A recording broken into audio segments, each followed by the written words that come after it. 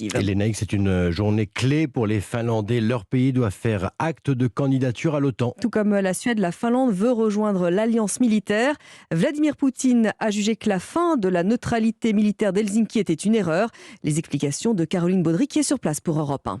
C'est dans les murs du palais présidentiel, une demeure jaune sur les quais d'Helsinki, que le président et la première ministre prendront la parole à 13h, suivis des ministres des Affaires étrangères et de la Défense. Devant des journalistes venus du monde entier, ils rendront officielle leur volonté de rejoindre sans délai les rangs de l'OTAN face aux géants russes, derrière 1300 km de frontières communes.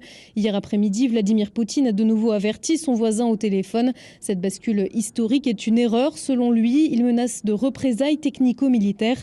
Depuis plus de 24 heures, la Russie a cessé de fournir de l'électricité à la Finlande, soit 10% de la consommation du pays. Ici, les entreprises se préparent à une éventuelle cyberattaque. Les politiques se disent confiants dans leur armée en cas de conflit. Une fois officialisée, la demande de candidature sera examinée par les 200 parlementaires demain, avant un vote mardi. Helsinki, Caroline Baudry, Europe 1. Et la Turquie se dit prête à discuter avec la Finlande et la Suède, alors que Moscou a menacé de prendre des représailles, sachant que la Russie a d'ores et déjà cessé de fournir la Finlande en électricité.